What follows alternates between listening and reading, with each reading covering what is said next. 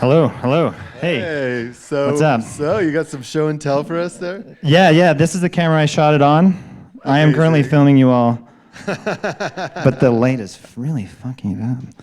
Oh my god, Chris, can I get you to film this? Sweet. All right, let's do this. All right. So this was this as fun to shoot as it was to watch? Oh, it was a nightmare. Was I it? hated it. Yeah. No, I mean not actually, but like, when it's like so low budget, it's like $7,000 US for this whole thing, and you're doing like 9-page days, and you're just trying to make sure you get coverage with non-professional actors who are like, fun to watch, but they're like my friends and stuff, and I was the only guy. Like I was like, well, not the only guy, but I was doing so much, and every day I would like collapse at the end of the day, and I'd feel so hungover like after 2 like shooting days, even though I wasn't drinking. It was like I just felt bad, quite frankly. But I'm glad it looks fun. Yeah. Yeah. So how do you manage to stay on as an actor as you've got so much going on?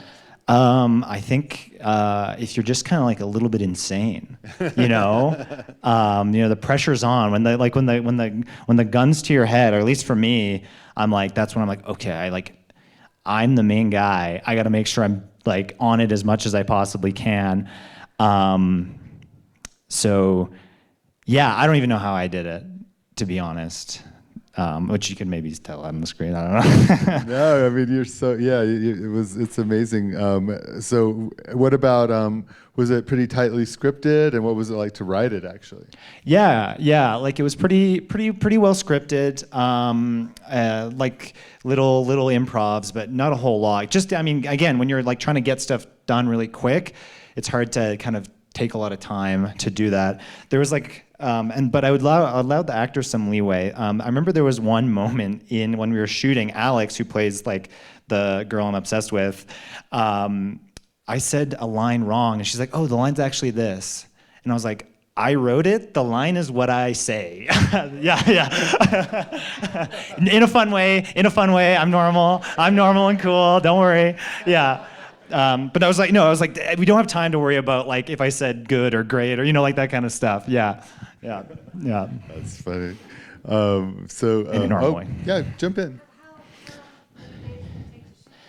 It was 11 days. Yeah, so it was doing weekends for like summer of 2024. Yeah. And how were you able to afford these like next level special effects? You know what? Like one thing I really feel so grateful for is in Toronto. Like the scene is so focused on like helping each other out. So I really like we shot that the reaction shots, and I was like, I don't know, maybe I'll just use sound and we'll all just be like and like that's all it'll be, because I don't know how the hell I'm gonna do that. And I just reached out to I was just talking to this guy Malcolm, and he's like, oh yeah, I can like 3D print a CN tower, and I can just fill it with gunpowder, and did it completely free. I even tried to like give him money for material. He's like, no man, just make sure it's good. So that's all practical? That's practical. The CN tower blowing up, which I'm so, like, that's like I'm so grateful for that. Like, it's like. It's so cool. It's so fun. It's so tactile, and yeah. Yes. So how much rehearsal did the skateboarding scene? Yeah. No, that was just the magic of Alex's performance. But on the subject of rehearsals, we didn't do too many rehearsals. We did a few like table reads, and originally in the script, Alex wasn't gonna sing that song. And there was like some dumb joke where they sing like, I don't know, like Camptown Raises or something dumb, and it wasn't that funny. But we're going through the script, and they're like, oh, like I can sing opera. I'm like, okay, well you shouldn't have said that, because now you're doing that in my movie, and it's so funny. I mean, I love that everyone is like, okay, I guess we're fucking listening to this song now. I love the energy kind of changing at that. I don't know. That sounds weird. I'm sorry, guys. No, you're right. It totally works. It's just like it adds to the randomness of everything. Go ahead. Oh, amazing. It's like Yeah. So they're an opera singer, like trained, and they were like so nervous about it, and it's obviously amazing. It's really astounding that that was like so lucky that they had that skill set. Yeah. Other questions? I see a question Oh, over here. go ahead. On the subject of music, I saw the soundtrack, the score, so many diverse sounds. Hmm. How did you come up with that, and who did you work with to bring that to life? Totally, yeah. The composer is my friend Paul Osinski. He also goes by Creative Suites, and he's based in Montreal. So if you're ever in Montreal and want to see a cool like industrial score, and the sound like was really like when I was like writing it and trying to like think of what it should sound like. I was like, it was like a lot of industrial, like Skinny Puppy was like a lot of the temp score and things like that, and then just like putting in different temp tracks. And then Paul is so talented that he was able to like really like capture the energy and like go above and beyond in so many different ways. And then I didn't, it's low budget. I kind of asked him for a favor to do it, and he was totally down. And then when he sent the last track, he's like, "I'm not doing that for free ever again." And I was like, "That's so fair." Yeah. So yeah. Anyone else? Oh, yeah. So we know each other. I love the Toronto scene. I love what you guys are doing. Can you like talk a little bit more about like the DIY microbike scene? Like you guys are all kind of like connected, little nucleus kind of. Yeah, totally. Yeah. No, there's a lot of really cool filmmakers that they made movies that made me think, oh, I could do it for like no money. Like Nate Wilson, like Leo Rose Sebastianis, Braden Sitter Sr., who doesn't have a son and is the cinematographer and executive producer on this. And like they're just like so like passionate about making stuff. Like Braden, for example, like does medical studies to afford his movies. Like he'll go in like a facility for a month for $10,000 and do some experimental drug that makes him feel like he wants to die, and then he'll make a movie with the money. But it's a lot of that kind of energy in Toronto. So hey, come on up to Toronto. There's a lot of fun stuff going on. Oh my Well, God. speaking of Toronto, like, I guess it feels like a very universal story, but like, did you make a special effort to give it like specific Toronto flavor? Yeah. And then I think like so many filmmakers here are like had such a good sense of place, and you just because that's like what you have, right? And so you lean into that. And I think I had a very like I was really concerned about what to call it. And Toronto Apartment was just like a placeholder name, because I was like, it's like The Apartment and it's in Toronto. It's Toronto Apartment.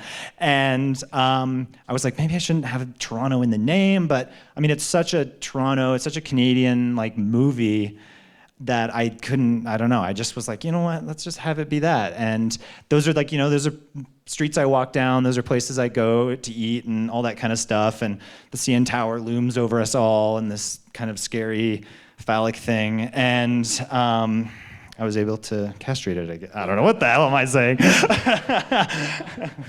So Yeah. now I just see why you thanked Billy Wilder. Yes, yeah. He watched it, he liked it. No, he's dead. That's a joke. Yeah, he died like 100. No notes. Yeah. Who else has a question? Yeah.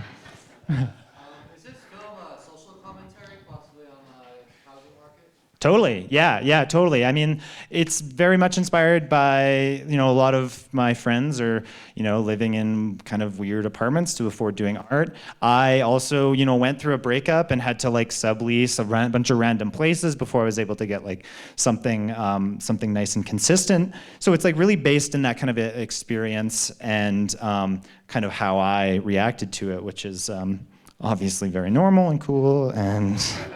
Yeah. Cool. And is this character like a character that you've developed over time, or is it specifically for the movie? Yes, that character was created January 11th, 1997.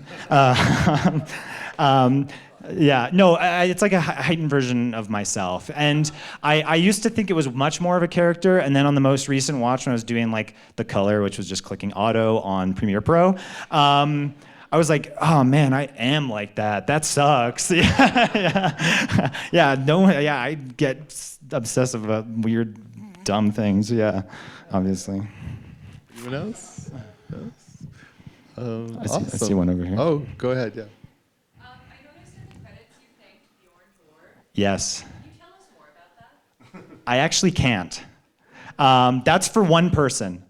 That's for one person who will see this movie. And part of it is I can't tell anyone else, but that one person will know. So that's a little... No, that's okay. I'm glad you asked, because I really wanted to be like, I'm a mysterious type of guy. And there's a secret in the movie that'll die with me and that person. Wow. Yeah. Okay, it was Bjorn Borg. He gave me all the money. Okay, yeah. I love tennis. Bjorn Borg totally went bankrupt, so I don't think that's true. What's that? He went bankrupt. He went bankrupt? Yeah. He shouldn't invest in Canadian filmmakers. Do invest in Canadian filmmakers if you have money. Okay. Time for one last question. Thank you. I appreciate that. Yeah, that was the only thing. You know, it looks like shit, and it's kind of edited bad. There's like weird performances, but I feel like it's a very genuine expression of my brain. Yeah. Yeah. I got to show my therapist this. I wonder what he'll think. Well, Josh. speaking of you, Yeah. what are you going to do next? Dude, that's a great question. I would love like a lot of money to make another movie. I have some ideas. Not even a lot of money. Like also think of the conversion rate. Huh? So your little bit of money is a lot of money to me. Interesting. No, but I got some ideas like writing stuff. Ideally, like I don't do it for 10,000 Canadian again because it kind of was really hard and it took me 2 years and I went insane and kind of ruined my life a little bit. But I would love to get something else going. Yeah, I have a lot of fun ideas. Hopefully. Yeah. Well, you're a proven filmmaker now. I'm a so, proven in America, baby. In America. America, baby. You're number one. I love this country. No. Thank you so much. Thank you so sharing much, it. Paul. I really, really appreciate it. I almost quit filmmaking until I got to this film festival. That's real.